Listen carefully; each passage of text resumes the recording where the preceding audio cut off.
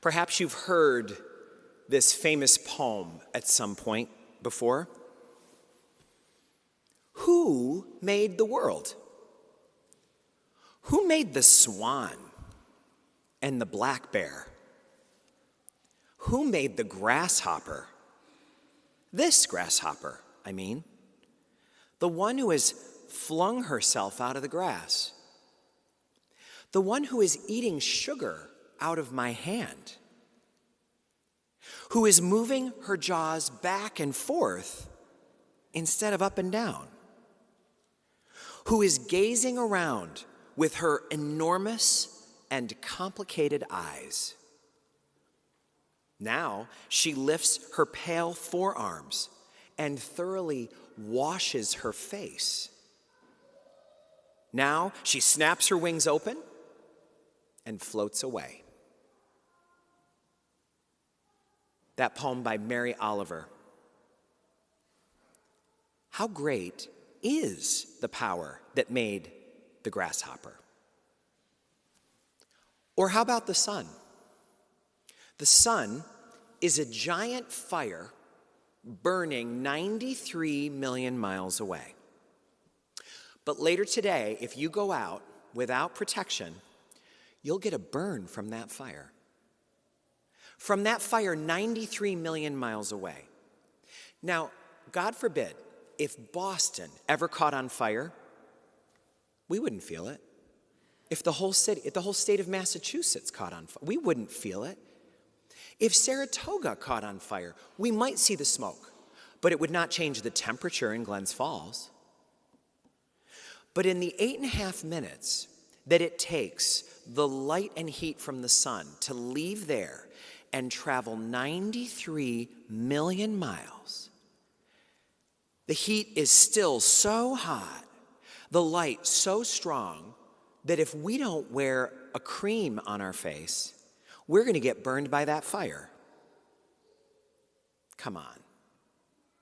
These things are mind-blowing. And that's what Mark is trying to do for us in the gospel today. Questioning, what is the power that makes all this? How is it that if you take a seed and you put it in dirt, and then as he says, then go to sleep, get up, live your life, don't even think about it.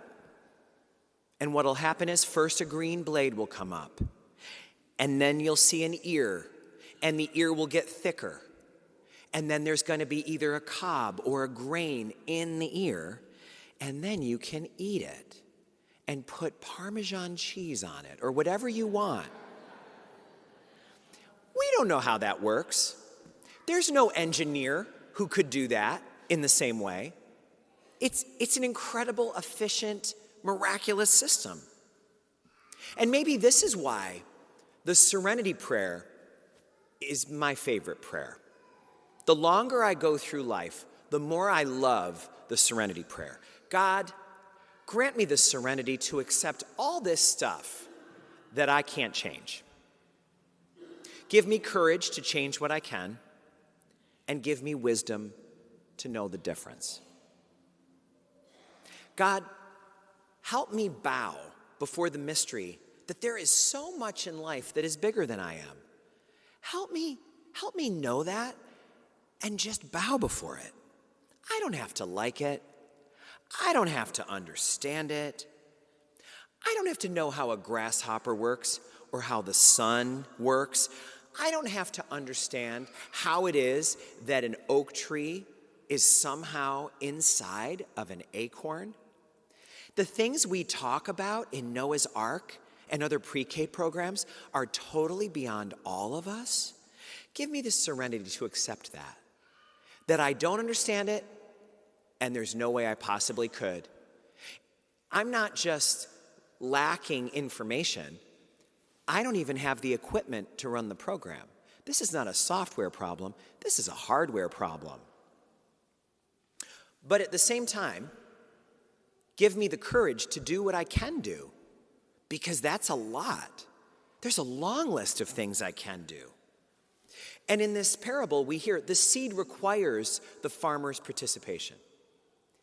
If the farmer doesn't put that seed in the dirt and cover it up, the birds will eat it because birds don't know that that's not best eaten as food in seed form. The birds will destroy the seed if the farmer doesn't participate.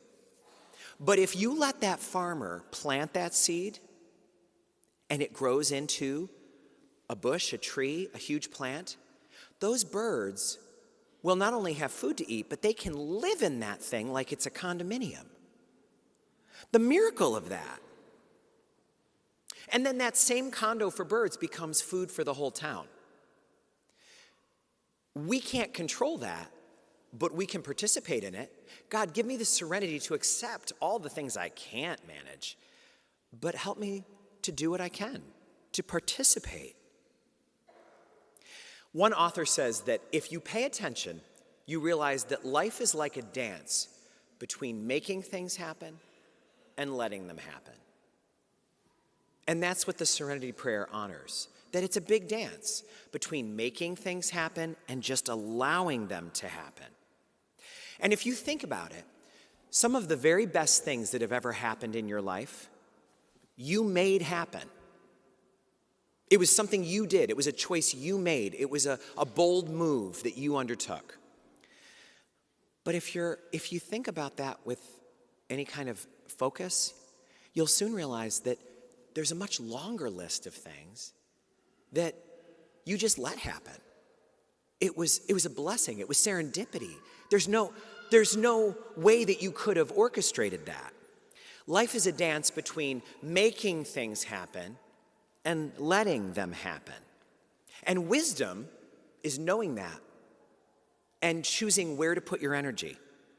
Bowing before the power of God, but not using all that we can't do as an excuse to not do what we can. My Sabbath day is Friday every week, and I like to often go to New York City. Maybe every couple of months I'll go down on the train, and I love coming into the Moynihan Train Hall in the old post office, and I almost always walk to the west because I love seeing Hudson Yards, and I like getting on the High Line over in that neighborhood. And if you haven't been there lately, Hudson Yards over the past decade is one of the biggest building projects that was happening anywhere in the world. They just started putting up these amazing skyscrapers, all glass. It looks like a scene from Hong Kong or something. It's amazing. And when you go over there, it's just amazing to see what architects are doing now with glass and metal and granite and the wood finishes. But it strikes me, how do they do that? How would they ever get the drive to want to build a building this tall? And then I remember that everything that's in that building is from God. The glass is made of sand. The granite came from Granville or Whitehall or somewhere. The wood was in trees not long ago. Everything in that building came from the earth. But if humans didn't get involved, it would have stayed where it was, in the forest, in the ground. But they worked with the earth to create skyscrapers. Sometimes I get caught with remembering this whenever I use my salt grinder in the kitchen. I've got my salt and pepper with a little grinder there. And I'll think, this food is kind of bland. Maybe I'll put some rocks on it. I'll take these rocks and I'll put them in a grinding thing, and then I'll grind some rocks onto my food so it can taste better. And no matter what food you eat, if you eat even processed food in a cellophane wrapper, there may be a lot of chemicals in there, but when you get down to the basic elements, it's all things that came from God, directly from the earth. So with that in mind, this week we are being asked, what is it that I need to bring the Serenity Prayer to in my life? Where do I need to apply that? Where am I forgetting that life is a dance between making things happen and letting them happen? Where in my life do I need to let go and let God? Is there a place in my life where that is needed? And where in my life do I need to put a little more shoulder in, a little more elbow grease, to do what I can with what I have. I have a friend who says, now remember, you have no control over people, places, or things. And that's a lot to not have control over. But we do have ourselves and our choices. That's always up to us. Mary Oliver's poem about the grasshopper continues like this. I don't know exactly what a prayer is. I do know how to pay attention, how to fall down and kneel in the grass, how to be idle and blessed, how to stroll through the fields, which is what I have been doing all day long. And tell me, what else should I have been doing?